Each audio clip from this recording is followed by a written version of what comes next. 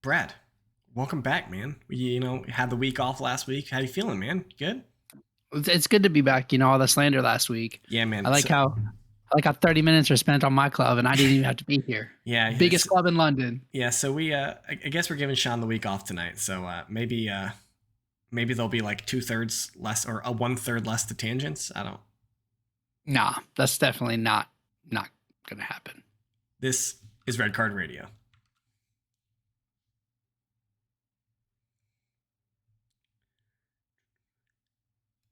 Good morning, good evening, good afternoon, whenever you're listening from. Thanks for tuning in. Red Card Radio is a weekly look at the Premier League from three two friends tonight who support different clubs. My name is James. I'm already all screwed up. We're a minute in and I've lost my words already. I support Arsenal. That guy over there, that's Brad. He supports Charlotte Independence, USL right? They're USL, right? Yeah, USL 1. USL beating 1. the Richmond, higher up in the Richmond Kickers right now. Oh man, shots fired. Sean will have to respond to that next week. Sean, the big Richmond Kickers fan. I'm sure they play on the campus of VCU or something like that. I have no idea. I mean, Charlotte Independence plays on the CPCC, Central Piedmont Community College campus, so right next to. Bro, I remember when I was a kid, my dad would take me and my brother on occasion to, I don't know what the league was at the time, but I think it was in Maryland. We were in Northern Virginia. I think it was in Maryland. I don't remember specifically, but it was like a non-league, semi-professional football league. That was pretty cool. And there was also indoor soccer back in the day.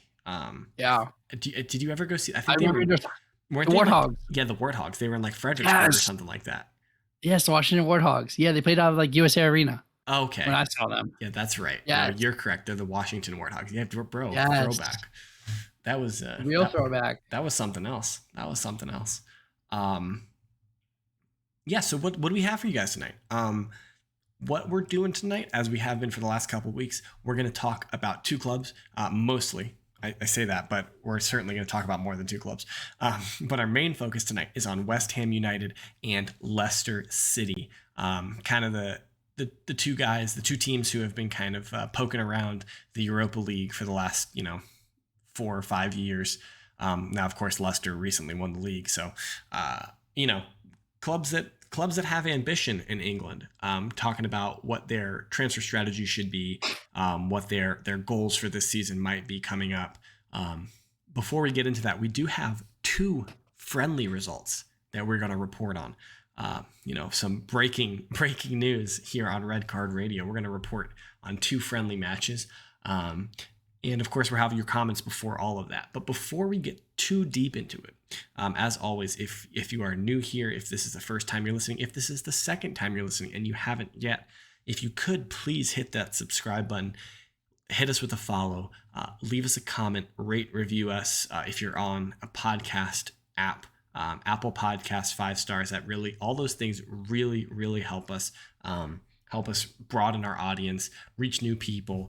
Really still trying to grow this podcast, and so we would love for more people to be able to join us on this journey. We really want you to have a nice, convenient life.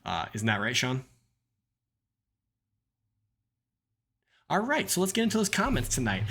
So first comment is from Josh. This is a specific comment about Brad's losing his mind. All right, specific comment from Josh about last week. And I don't want to scream it because it's in all caps. So I'm going to read it as if it's not in all caps. But for people who pretend that I'm screaming, it says, "Make Joel a regular." Make Joel a regular. I think, we were talking to the CFO. I don't know if it's in the budget right now. Joel's expensive. We got to crunch some numbers, do some funny accounting. Maybe we have some levers we can pull. Yeah. Are there any economic levers we can pull? Do you think would it be like 50% of Red Card Radio's TV YouTube money, YouTube revenue for like the next 10 years? That might be enough. I don't know. We'll have to talk to our bank. Maybe we have to pull the second lever too. Oh. And the third. Don't forget the third. We'll have to crunch the numbers. But but yeah, we'll have to give the CFO on that one. We got Will also. Thank you, Josh, for that comment. We do love Joel. We really appreciate Joel whenever you're on. Super insightful. I thought it was the most handsome podcast we've ever done last week. The level of sheer handsomeness. It's normally pretty high, but that took us to another level last week. So just really appreciate it, Joel. And your insight on Newcastle is always appreciated. So yeah, come back anytime. We'll have you anytime. You're free, Joel. Will had some comments. We were kind of having this conversation a little bit about the rise of prominence of the English Premier League. And my supposition has been for quite a while that I think it has to do primarily with the marketability of an English-speaking league with primarily English-speaking players. And I think that has a huge impact on the ability to market the Premier League in the Western world and also beyond, because English is the second language everywhere in the world if it's not the first language. Yeah. And specifically in the US, right? Like, we speak the language. There's 500 million people here, and this country is becoming a soccer country slowly. Like, it's happening. There's a lot more local banter. US men's team is huge here. MLS is growing. It's not where it's supposed to be, but I don't think it's not also a retirement league anymore. I don't think either. Like, it's not the big European players aren't coming over. They might come over for their last contract, but it's like a 3-year contract or a 2-year contract or a 4-year contract, not just 1 year and done. Yeah, I mean, certainly there are going to be some players who view it as a retirement league. I know Neymar recently said that he wants to finish playing in Europe and then retire to America because they only play for 4 months in the year, which is not. I don't think it's entirely accurate. Or maybe he said you get a 4-month break in between the season. Yeah. That's what he said. You get a 4-month break, which it's probably true. And if you're Neymar, you're gonna make a lot of money in MLS. But yeah, certainly the quality of MLS is significantly higher than when it was in its inception 30 or so years ago. Whenever the MLS got started, I forget the specific timing. I think we're approaching 30 years at this point. I think 20 or 25 may have just happened. I think it's in 1994 was when it launched, if I'm not mistaken. Right after the World Cup in America, if I'm not mistaken. I don't know. Somebody fact check us on that. Let's see when the MLS actually launched. Yeah, so Will's comment is, I 100% agree about the impact of the English language on the marketability of English football. I'd add that the popularity of Real Madrid and Barcelona is likely also largely attributed to the widespread usage of the Spanish language. Italy had a decent chance of riding along with the increase in revenue that came with the mid-2000s and early 10s, with world-class teams and a high regard for the league, but destroyed it with Calciopoli. So Will's supposition is that Italy shot themselves in the foot in 2006 when they destroyed Juventus. I mean, I think maybe. I mean, to be fair, so there's a lot of nuance in regarding Calciopoli, especially if you ask a Juventus supporter, which I have, and I've had conversations with Will about this. And there's a lot of nuance around the Calciopoli scandal, more so than just like Juventus were match fixing. Clearly, there was a widespread issue in Italy with match fixing in the early and mid thousands. But yeah, Will's absolutely right that there were world class teams, huge players playing in Italy, and the league was very strong. And then when Juventus got nuked to the ground, essentially, it kind of just left Inter and Milan, and then Milan were not. I mean, they were good. They made it to a couple Champions League finals. I think 06, 09 maybe. Of course, Milan has one of the most storied Champions League histories. Inter, of course, won that Champions League with Mourinho. But like for many years, Inter were like the de facto most important team in Italy. mostly due to the fact that a lot of the players that were big at Juve, and when they got relegated to Serie B, they didn't want to stay. But I certainly think that there is lingering, even to this day. I see it on message boards on Reddit where people will refer to Juve as cheaters, as match fixers, even today. So that stigma regarding the Italian league, I think, certainly still exists.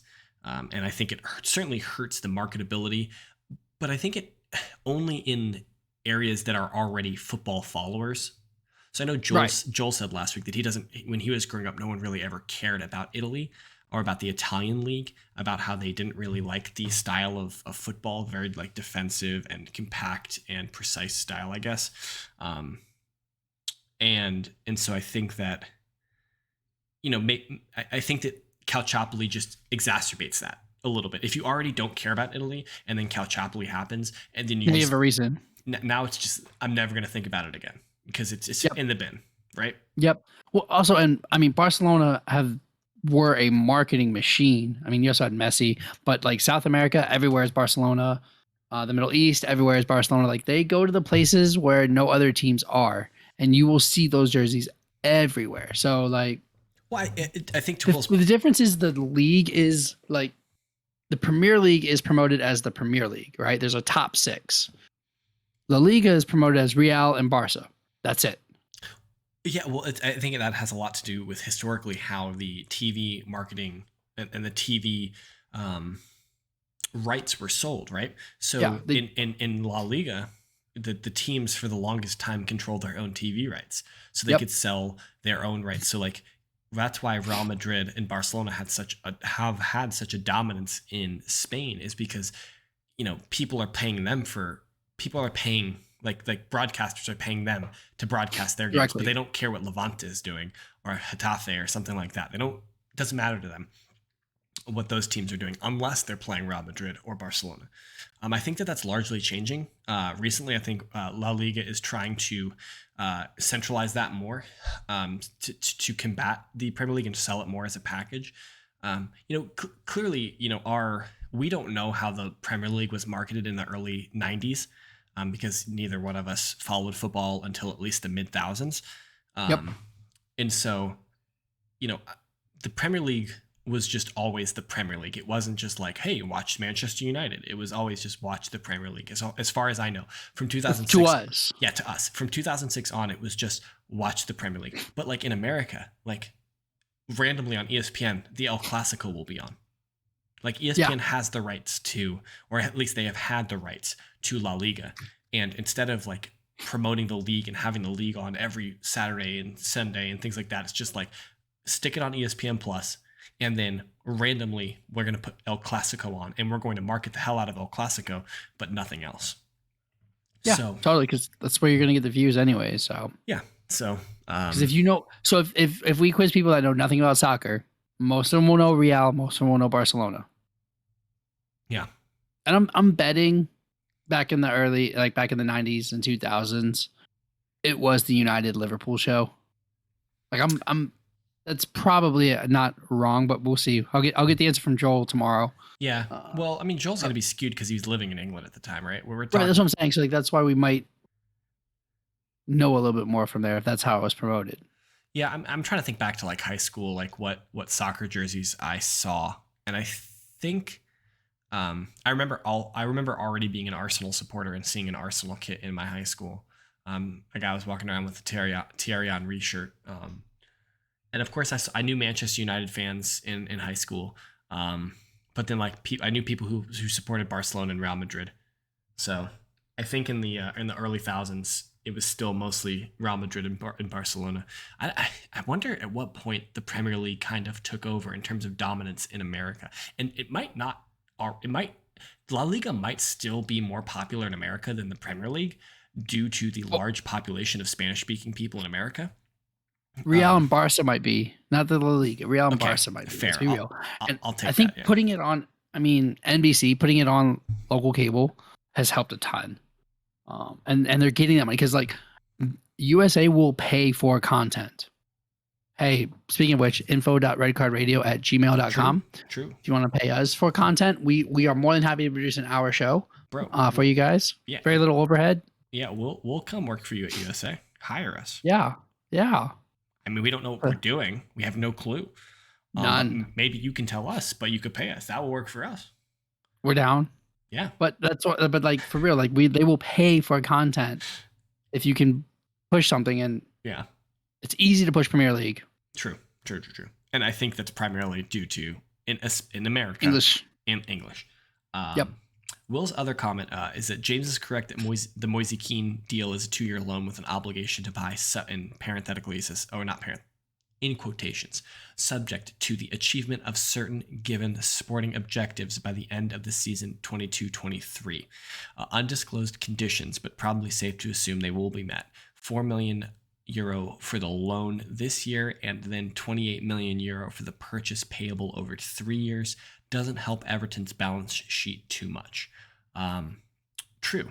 It seems like a really good deal for Juventus with a young striker like that. I mean, I know. Well, the thing that's weird about Moise Kean is that he was at Juve, and then Allegri got rid of him the first time, and he went to Everton, and then he didn't fit at Everton, so he had a 1-year loan at PSG, and that went fairly well, by all accounts. And then Juve took him back last year, and by all accounts, I think we can consider Moise Kean a Juventus player. But yeah, Moise Kean did not work out at Everton. And that's kind of the story of Everton transfers. How many players, like, and I'm not sure, I don't really have any clue how much Everton paid for Moise Kean. But if you think about, like, Everton transfers, it's like James Rodriguez, Moise Kean, Allen. I mean, Allen's worked out decently, but, like, not amazing. They paid $40 million for Alex Iwobi. Yep. They've got Dele Alli right now, who they're on the hook for $20 million to maybe. I'm pretty sure it's an obligation at the end of this year, isn't it? No, it depends on. It was a free, but then they pay based on objectives met.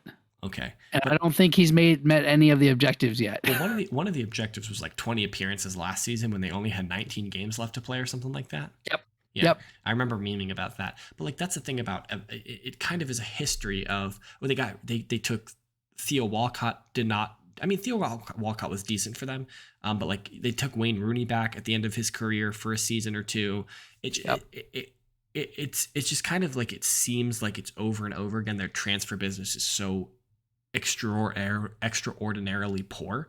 And then And the problem is they have money so they can pay players, but that's the issue in England, is that you have the money, you pay the players want to get paid that in perpetuity, and so they can't move on because they don't want to go to La Liga and get half the amount of money, or Serie A and get significantly less money. You know, it's hard to move players from England. So yeah, Everton are in a weird spot. Speaking of Everton. Let's get to your match report here. I alluded to this. I saw Everton play in person. Ooh, that must have been a huge draw for you. Yeah, in Baltimore, Maryland, I went to go see Arsenal take on Everton in the Charm City match, as it was booked. Now, due to unforeseen and traffic was absolutely terrible. I don't doubt it, bro. Like, I was expecting some. So the game started at 7.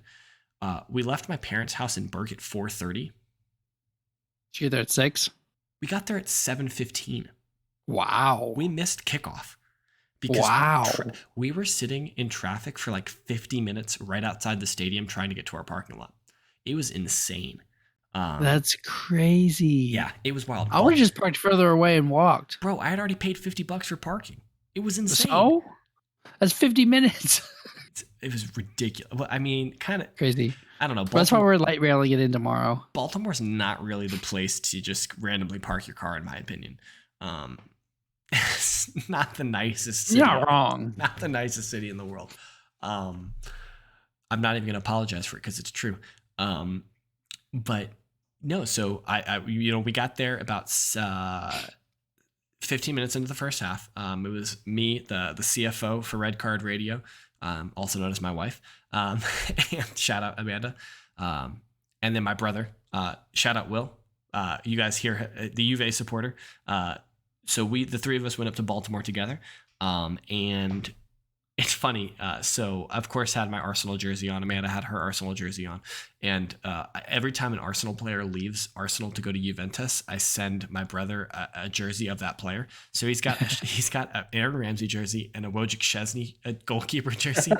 So he wore the Wojciech Szczesny jersey. He didn't get any comments, which is kind of sad. I thought that could have been a humorous affair. Conversation. So now that all of my exposition is almost out of the way, this is the first Arsenal game I've been to in 16 years of my supporting of Arsenal. Wow. They've come to the States a couple times on the West Coast, I think 2 or 3 times on the East Coast. And every time they're on the East Coast, it just didn't work out. And I couldn't see them. So this is the first time I got to see them. I saw Paik. He hits us up on Twitter every now and then. We talk about Arsenal. Paik was there. So shout out Paik. It was good to see you. And it was a great game. Of course, Arsenal won 2-0. So that's always good. But it was interesting. Like, it kind of strikes you like when you watch football on television and it's kind of hard to grasp like how large these people are and also how like technical they are at the same time. But we watch football on TV and it seems so fast. It seems really, really fast. Yes. But honestly, my perception of the game sitting in the stadium, I was like, we had decent seats. We were in the bottom row in the bottom bowl. And so like we were pretty close to the field. It didn't feel as fast in person. Yeah. And maybe it's because it's a friendly. The intensity wasn't quite there, though. There was almost a fight at the end of the game because an Everton player put in a dirty tackle on an Arsenal player for no reason. No reason. They're losing 2-0 in like the 89th minute, and this fool is out here just going hard. Just trying to make the team for Skinny Frank. Yeah, it was ridiculous. But like Arsenal played and looked really good. Matt Turner played all 90 minutes in goal for Arsenal, which was kind of surprising to me. Aaron Ramsdale didn't suit for the game. He didn't dress for the game, so he wasn't ever an option. But they, Arsenal, Gabriel Jesus played. He looked really good. Saka played. Martinelli, Xhaka, Partey, Odegaard were the midfield. Back four of who did it start with? Who was on the right? We could guess Gabriel. Whatever position it is, always guess Gabriel, and we're probably right. The back four. I know William Saliba played. Gabriel played. I think that was a center back pairing. Who was playing on the right? Nuno Tavares played. Oh, he traveled? Oh, yeah, wow. Nuno Tavares was on the left. I'm drawing a blank now. It doesn't matter. There was a right back. Bellerin, I think I saw. Bellerin came in the second half. Who was Cedric Soares, of course. Cedric Soares was played on the right. Arsenal looked really fluid, especially in the first 45 minutes. I thought we were passing the ball well. A couple errant passes. Xhaka, I know, had one misplaced pass that gave Everton a break. But Gabriel and Saliba kind of shut it down pretty quickly. Don't let the CFO hear that slander on Xhaka.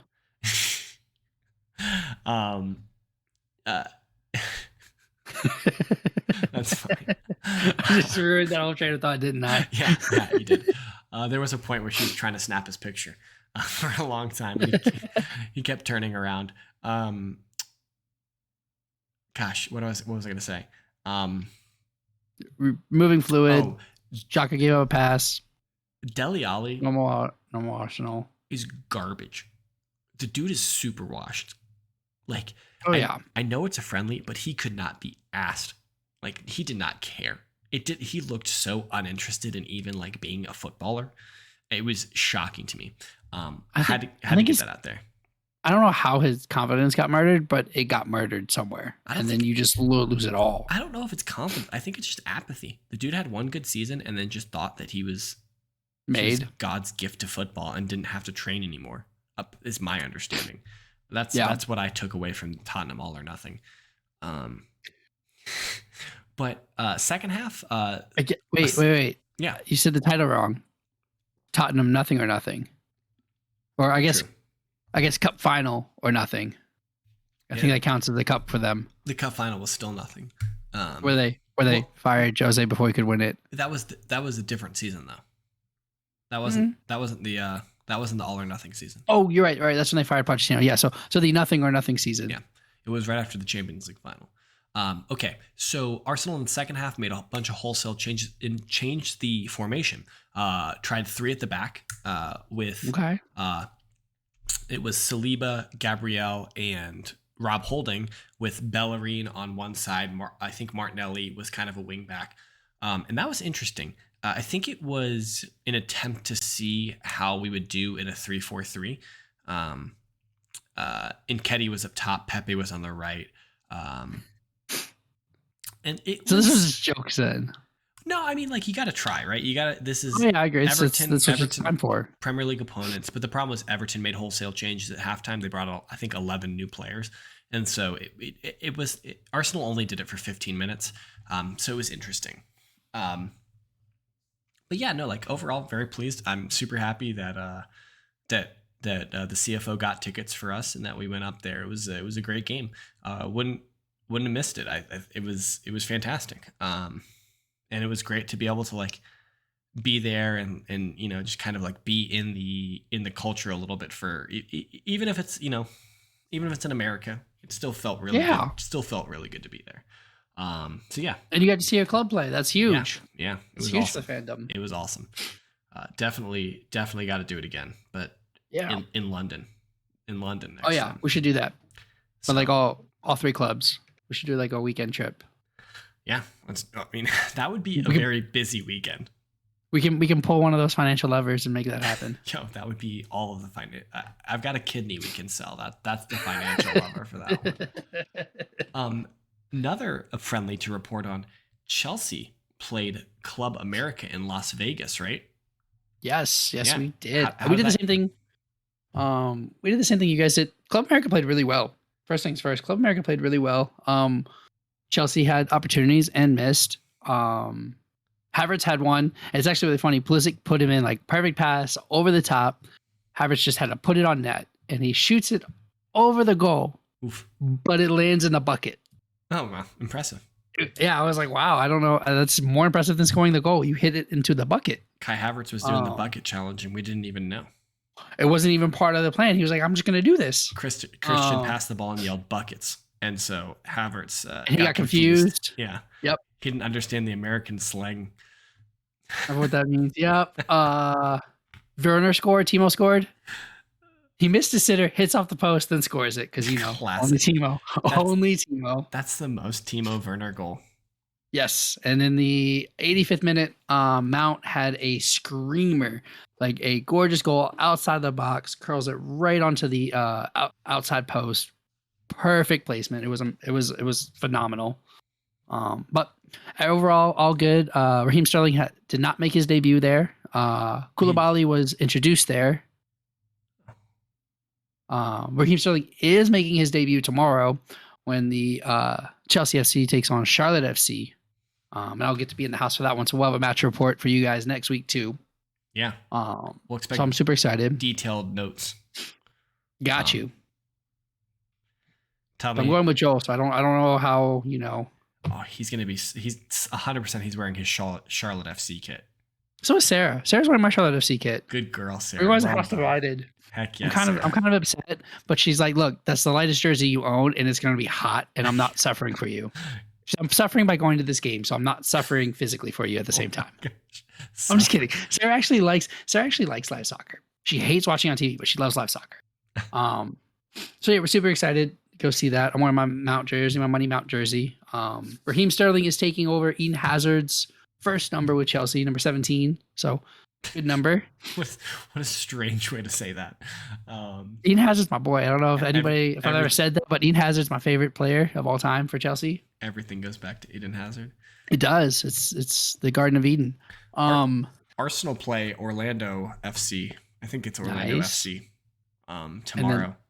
and then on And Saturday, then this was Saturday, you're gonna take that L just like last year. Last year's friendlies, we wish did I that. could crack my knuckles there. Yeah, so That'll be cool. Arsenal Chelsea in Orlando. We did. Yeah. So, a little aside, Brad and I did briefly talk about trying to go to Orlando for that match. I think Brad was more serious about it than I was. Oh yeah, Brad was like pricing out hotels. Let's do and this. Like, yo, let's get flight. And I was like, whoa, chill. Pump we'll the call. brakes. We had a secret source that we called to get a room. Yeah. So we will not. Red Card Radio will not be on the road to Orlando, as far as I know. Maybe Sean's going to Orlando. I don't know. See some real football played.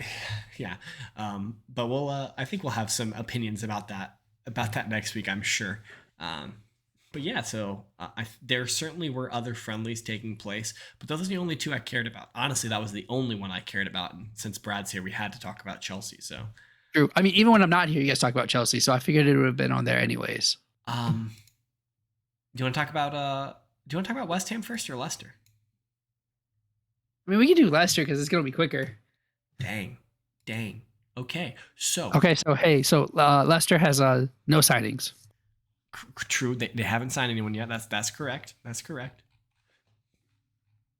Who should they? What do they need? Oh, we want to go over. Let's go over positions. Okay. Ridiculous. All right, so let's think about Leicester. They clearly don't need a goalkeeper because Kasper Schmeichel is still good. We think about center backs. They actually are stocked center backs. They have good center backs. I mean, with the exception of Johnny Evans, Amartey, Vestergaard, Soyuncu, and Fofana, like that's a solid center back core. Yeah, I'm surprised Fofana's still with them. So like that's a win for Leicester. Not selling or not being forced to sell this transfer window is, I think, their biggest win. Yeah. Clearly Johnny Evans seems to be at the end of his career, in my opinion. So I wouldn't expect a lot out of him, but the other four I think are super solid. Yeah, and especially solid Premier League defenders. Especially this season, Leicester don't have the distractions, let's say, of European football. I think that will, having a leaner squad is certainly more useful there. Now left back, got Luke Thomas and Ryan Bertrand. Seems Champions League winner Ryan Bertrand. Of course, I knew you were going to say that.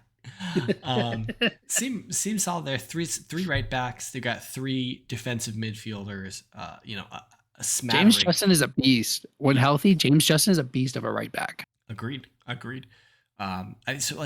look at Leicester and they're like, yeah, they seem fairly well stocked. They've got center midfielders, and even if they lose Tielemans, like.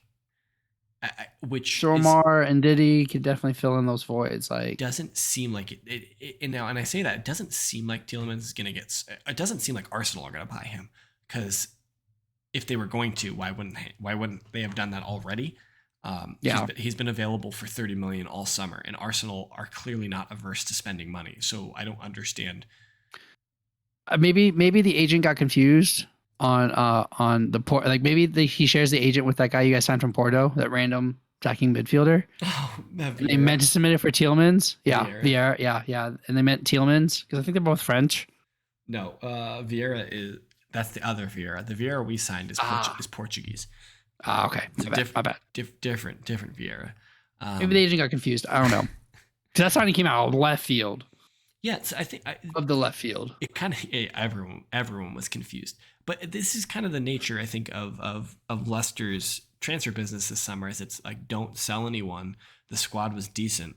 Now clearly they could have picked up players, like high impact players, but it's hard. It's a hard sell, I think, to go to Leicester over an Arsenal, over a Tottenham, over a Chelsea.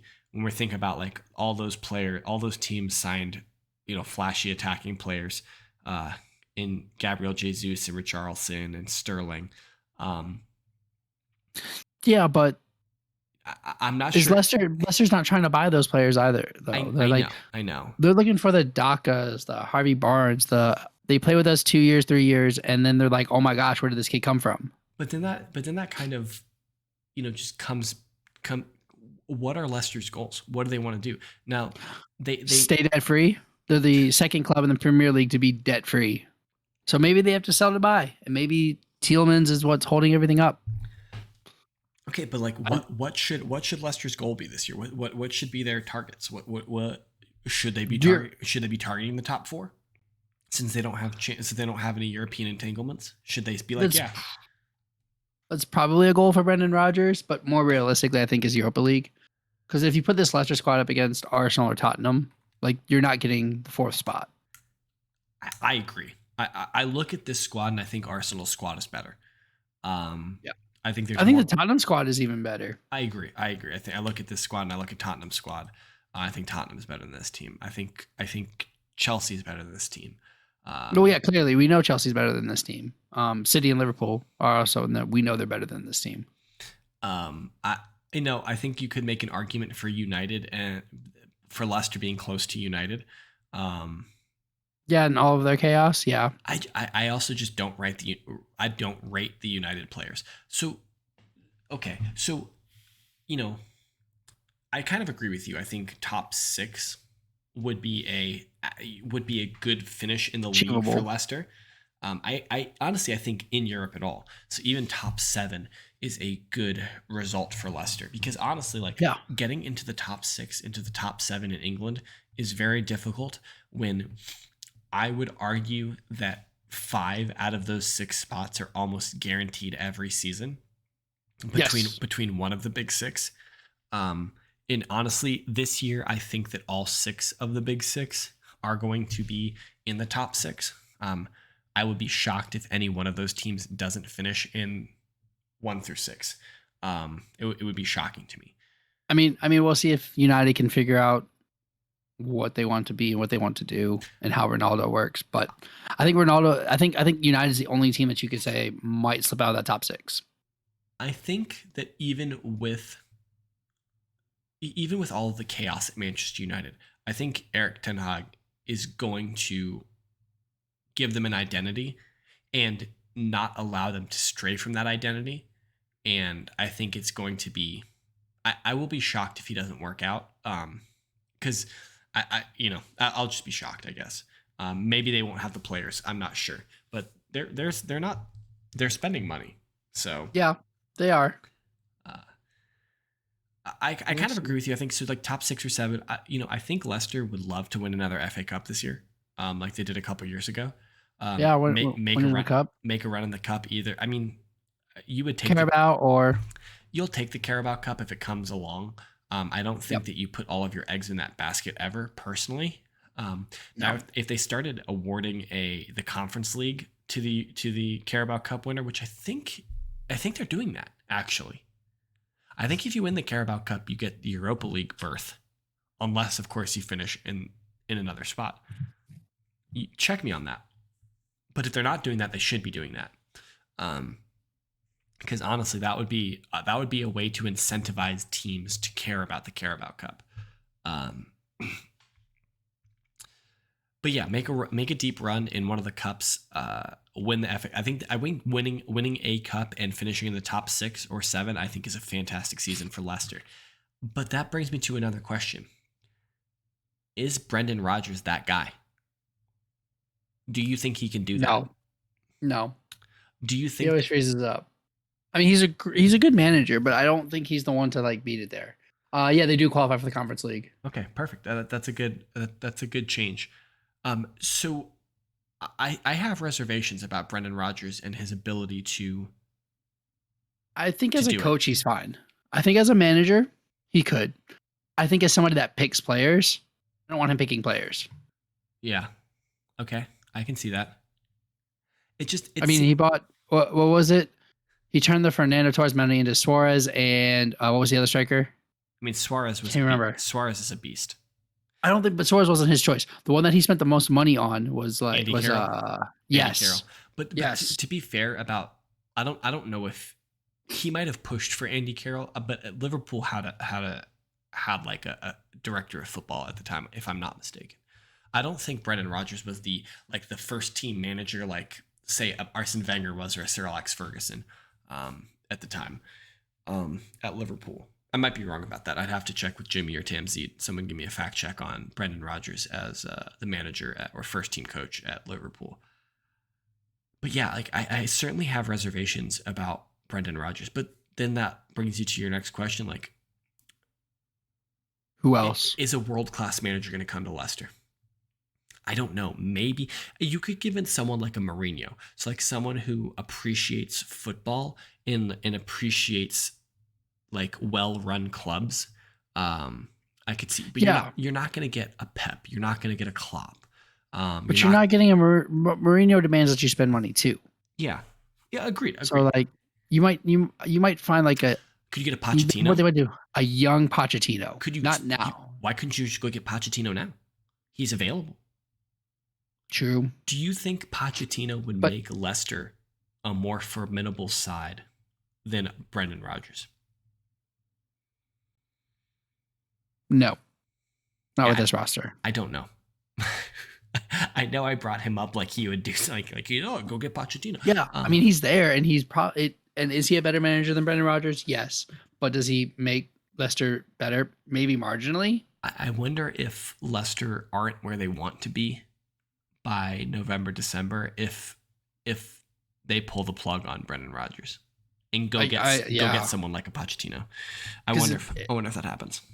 This year had to be a disappointment for them. Europa League dropping into dropping out of the top four.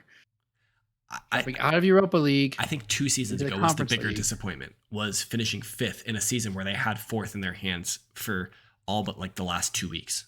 I think that's the bigger disappointment. Yeah.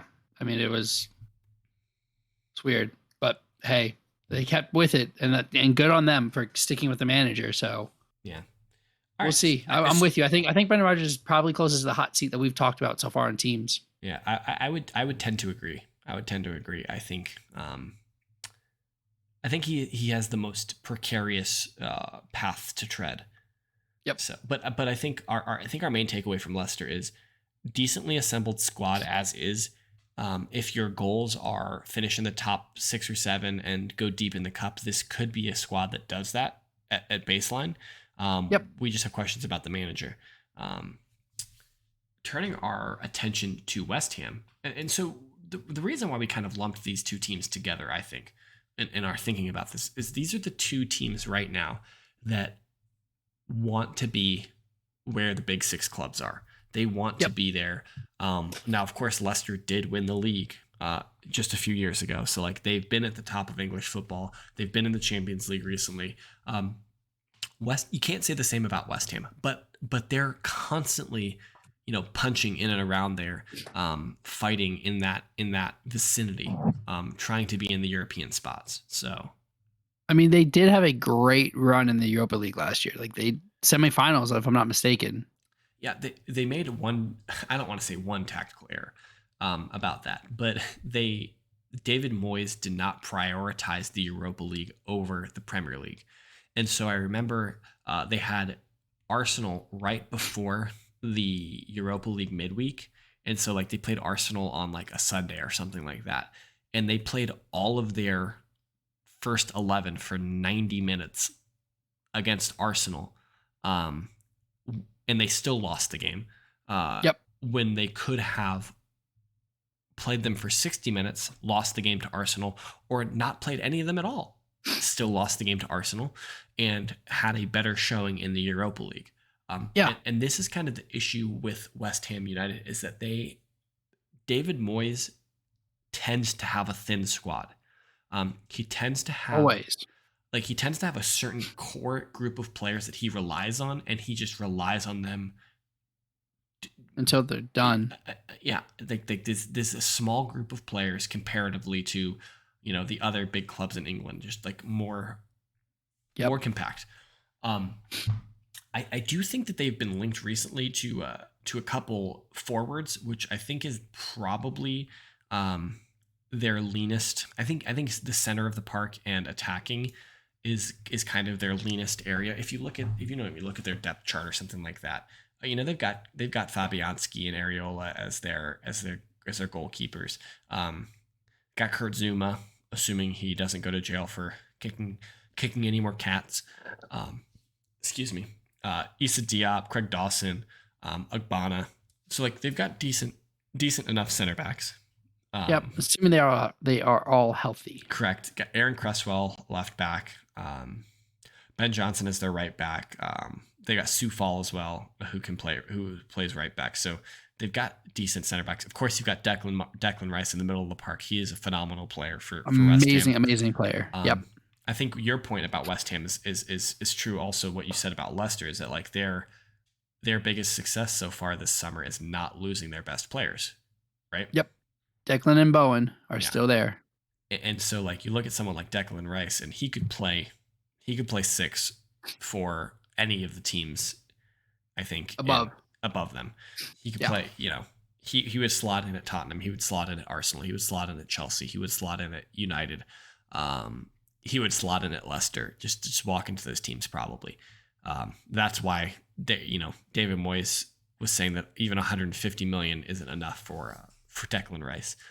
For this year though, I think he's got 2 years. I think he's got 3 years left this year. I think next year, I think they'll have a fight on their hands because Declan's refusing to sign any extensions or anything or even talk about it. As of now.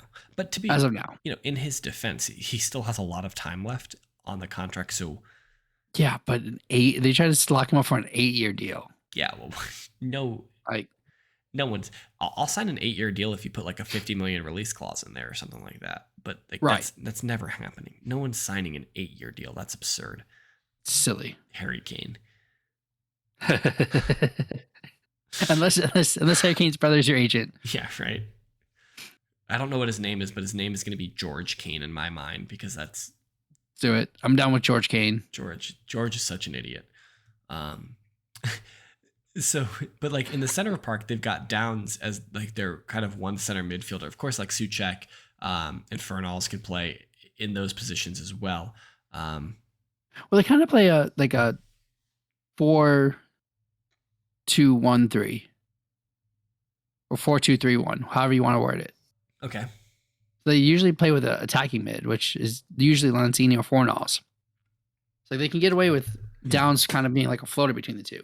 Yeah, play with 1-6, 1-8, 1-10 kind of situation. Yeah, well, I mean, I think Declan and Souček are kind of both 6s, essentially. Yeah. No, I agree with you. you. Declan can't play that 8, but they're more of 6s. Yeah. Yeah, it's kind of weird in modern football to play a 10. You seem like you just kind of, well, I mean, I say that, but like, I guarantee that, Fornals or Lanzini are expected to put in defensive work as well. Right. Like, at least, it's not the traditional 10 of what it used to be. Mesut Ozil, who just gets to sit at midfield. Now, of course, they've got Ben Rama and Jared Bowen out on the wings and Michael Antonio up top. But I think they're just thin at center forward. They're thin in attack. That's really, they need forwards. So as of late, they've mostly been linked to Jesse Lingard, who 2 years ago spent 6 months on loan at West Ham, and by all accounts had a really good showing there. Now, I think he almost got to double digits in goals. I think it was close. I would be remiss if I didn't remind everyone that Jesse Lingard is apparently 31 years old. So this cat is old. I still think of Jesse Lingard like he's like 22. 25, 26, yeah. Honestly, I think Jesse Lingard's like 22. I seems like it's 25, but yeah. But again, at 31 though, how are his legs? Like, how much has he had a run out? He hasn't had a ton of a run out. Not recently. Yeah. So Jesse Lingard's option. The other option I think that's been floated is Borja from Chelsea, right? Borja. Yeah. Borja has been a big one, and Scarmora from Sassuolo.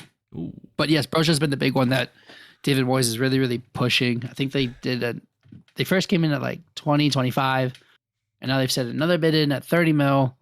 And Broja's kind of pushing because he thinks there's more playing time there, I think. I mean, there's certainly more playing time I think that there's more playing time at West Ham than there is at Chelsea.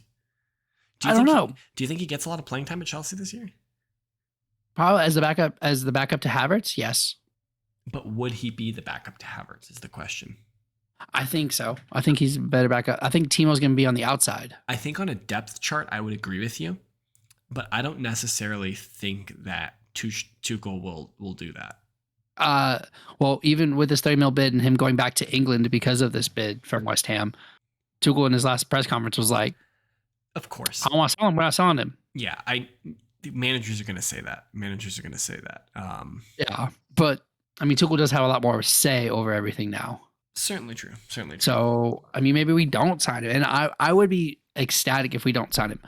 If he wants to go on, I don't think he wants to go on loaning, but like that, I think might be the move. But also, let's think about this. Look, Conor Gallagher has said, I am staying at Chelsea. I want to be a Chelsea player. I'm going to push myself into the first team. And he has Kovacic, Conte, Jorginho in front of him. Yeah. And Ruben Loftus-Cheek, who's established, right? Is Ruben Loftus-Cheek better than him? Probably not. But he's established first team squad player. You have 3 world-class players that probably walk into most teams. And he's like, I want to go for it. Got 2 world-class players in Kovacic. Yeah, 2 world-class players in Jorginho. He said it wrong. Oh shit. I'm a big Kova fan. I love Kova's just like that dude. Like you try to run into him, he just like, all right, let's go. Like I love Kova. But back to the subject, right? Gallagher is like, I'm staying. I want to be a Chelsea player. I want to play. Broja has Kai Havertz, who is not a 9, and Timo Werner, who, if the goal was the entire from corner to corner, would still find a way to miss. Right. And I like Timo. Like, I love his effort. I love his drive, his want to play, his want to score goals. Whatever reason, he's not scoring. Yeah. And you mean to tell me you don't think you're gonna get more minutes with Antonio? Who, if Antonio can walk, he's starting, no matter the game. Like, cool. So you're gonna get cup minutes at West Ham. Guess what? You can get cup minutes at Chelsea. True. And probably start a couple of games. So I was intrigued by this because I was looking up Broja about what his youth career was, and so he started.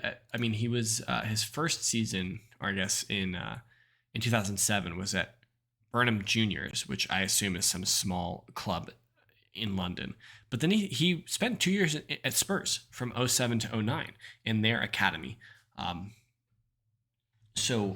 he has been at Chelsea since 2009. Since he was 8 years old, he's been at Chelsea. So it's weird to me that he wouldn't also want to stay and fight for his position. Yeah, I 100% agree. Like, it's weird. And it's not like we're buying anybody. Sure, we try to get Lua, but like we're not buying. There's no 9s that we're linked to. Yeah. We even have put down like the Ronaldo. Everybody said, "Nah, we're not signing him." But yeah, I mean, and he had a great season. I get if he wants to play minutes and like because he started at Southampton, he did well for Southampton. So like, I get that, but I don't see why you don't want to stay and fight, especially with who's in front of you. All right. So last season at Southampton, in the league specifically, 32 appearances, 6 goals. Yep. That's not great. Overall, he had 38 appearances and 9 goals across all of the competitions. That's not amazing, but like 9 goals from a 19-year-old is not terrible, right? Like, yeah, you'll take that and assume that they're going to grow. Now, if like you said, like you look at 26-year-old Jesse Lingard and he's only scored 9 goals over 38 appearances, you're like, all right, that dude doesn't have it. But you say 20-year-old, you're like, okay, maybe if he has better service, if he's playing in a better team, playing at Chelsea, you kind of think that he could. There's more opportunities. But so like I think we got kind of derailed there on Chelsea because we are talking about West Ham. We are. I think Broja would be a good signing for West Ham. I agree. I think he would be a good signing for almost any club that he goes to. But I think he'd be. You played 32 games last year, and maybe in his head he wants to play those 32 games again with a team. But the problem is, did he? Yeah, see, he played 32 games, and the majority of those games were probably starts. Yes. Now at Chelsea, he might play 32 times in the league, but the majority of them will probably be substitute appearances. Especially with 5 subs, like you're going to get the minutes. I mean, if Malong Sarr with 3 subs had over 1,000 minutes, Yeah. Like, I like Malang Sarr, but he didn't deserve over 1,000 minutes. I know this is a loaded question, but I feel obligated to ask it because we've talked about 2 players being linked to West Ham. If you're David Moyes and you have the option to sign Jesse Lingard or Broja, who are you signing? Lingard. Okay, that's a curveball I was not expecting to see. Why? He's proven. He's been in the club, so he knows how the club operates. He's been around the team, because it's not like the players changed that much from when Lingard was there till now. Been all the same. So I mean, they lost Mark Noble, R.I.P. Rip. He's not actually a dead guy. He retired. Comes in for that penalty, his last penalty shot, and misses it. But you pick Lingard. You pick the proven. Okay, interesting. You thought I was going to say Broja, didn't you? Because he's Chelsea. No, I feel like Broja is a significantly better signing than Jesse Lingard. He's young. If you're signing him on a permanent basis, heck yeah, I think Broja is the guy you go. Lingard's going to give you 2 seasons max, maybe 3 seasons of high quality football. And the question is, what is high quality football from Jesse Lingard at this point? But okay, so here's the question. So right, but in those 2 seasons, so what is your goal for West Ham? Is your goal to be competitive in 2 seasons, or is your goal to compete these 2 seasons? Because look, let's assume Declan doesn't sign his extension. That means you have a year, maybe a year and a half left with Declan in the middle before you have to find something to rebuild around. But I mean, if you're operating under the assumption that you have to win now, this squad is not currently assembled to win anything other than a cup now. Like, they could. But if you bring Lingard in, are you not competing? If they bring in Lingard, do you not think they're thinking they can get top 4? I don't think so. I mean, assuming healthy. If they bring in Lingard, I think Leicester still has a better squad on paper than West Ham. And we just said 5 minutes ago that we thought that all the teams above Leicester matched up better than, And so right, but I mean, West Ham was fighting for 4th for a long time. For like 4 months in the beginning of the season. Up until the end of it, they were still fighting in it. No. Yeah. No. There was a certain. I think this squad is top 6. I think with Lingard, you want to be fighting for 4th. Is West Ham's goals. Whether they're realistic or not, I don't know. But that's got to be David Moyes' goals. And if that's your goal, then you bring in Lingard. You don't have time to bet in a 19-year-old striker. Okay, I see what you're saying. I see what you're saying. And I don't disagree wholeheartedly with it. But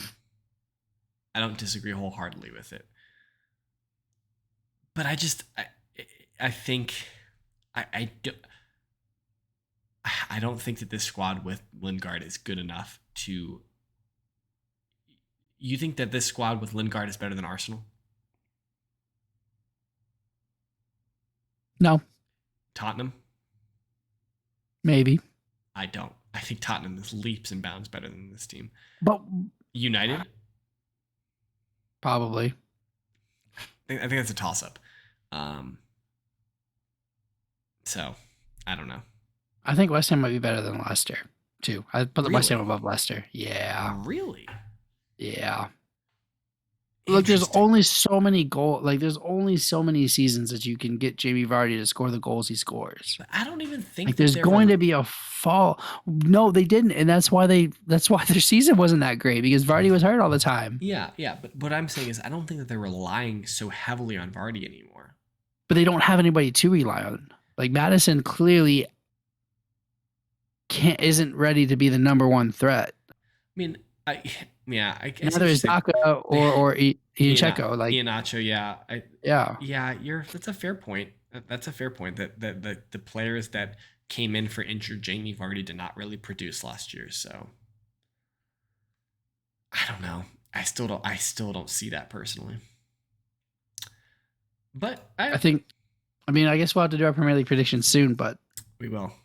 West Ham might be my 6th team here. Well, speaking of that, let's look at a calendar real quick, because today, you're listening to this, loyal Red Card Radio listeners, and it's either July 20th or beyond.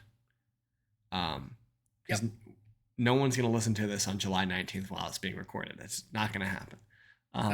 We don't have the capabilities to do live yet. But you're listening to this, it's July 20th or beyond. That means if you fast forward to July 22nd, if you're listening to this and it's Friday, 2 weeks from Friday, the Premier League season kicks off. Oof. So I don't know. Yeah, I don't know if we want to do our predictions and our pick'ems next week. Now, I had thrown it out there that we should do the relegate the newly promoted clubs. But I think it probably would be better to just kind of talk about expectations for those clubs and for all the clubs next week, instead of kind of talking about what their transfer situation is. Yeah, but I mean, one of those clubs, Nottingham Forest, apparently put in a huge bid for Lingard to ruin his West Ham homecoming. Really?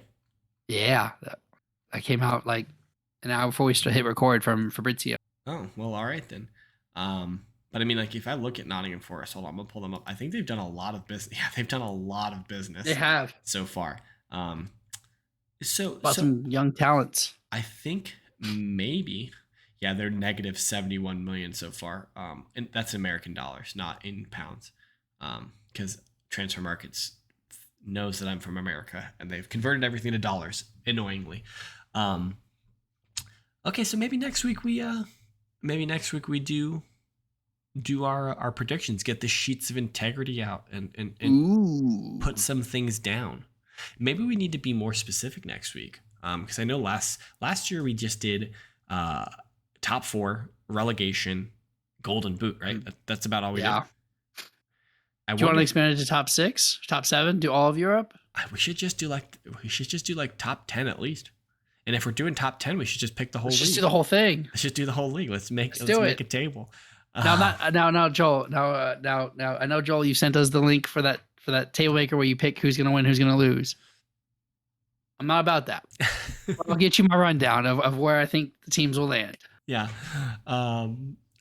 And what's great about that is it can be super memed at the end of the year when we're like, oh man, Manchester United are garbage. They're gonna finish 9th, and then they finish 2nd or something absurd like that. Then we can be on those Manchester United fan compilations. Talking about who are these American idiots. We can do some look backs. Yeah. And see how wrong we were. Yeah, exactly. Perfect. So maybe we'll plan on that, and you guys should plan on that too. All right, sound good? It was a good talk. I'm glad you agreed with me. But if you are still listening and this is your first time here, and you were giving us a shout, and you were like, "Man, I got an hour to kill. I want to see what these guys are all about." Hit that follow button, and we'll have another episode next week. Now, I'm going to briefly tease something for you guys because we've been working behind the scenes, kind of talking about the structure a little bit of the podcast, and it's entirely possible that sometime in the near future, you won't see a single hour-long episode all at once. That's just that's a bit of a tease. We will have more information about that soon. That's a teaser. Maybe something a little bit more digestible. I'll just leave it at that. But yeah, hit us with a follow. Hit us with a subscribe. I would love to hear from you in the comments so I could talk about it next week with Brad and Sean and whoever else. Leave us a comment. Tell us what you think about what we've said. And we will have analysis, in-depth analysis of football matches that were played. And we'll talk about the Premier League again. If you'd like to hit us up on Twitter, as always, that guy right over there, he is at KS Brad G. I am at James Tiffany. Up above, you can see that we are collectively at redcard_radio. And like Brad said, if you want us to do a show, it's info.redcardradio@gmail.com. Send us an email and we'll get back to you instantly. I guarantee it. Instantly. Brad will say yes. But hit us up on Twitter. Hit us up in the YouTube comments. We'd love to hear from you. And until next week, thanks for listening. We really appreciate all of you guys. Thanks so much. Have a good one.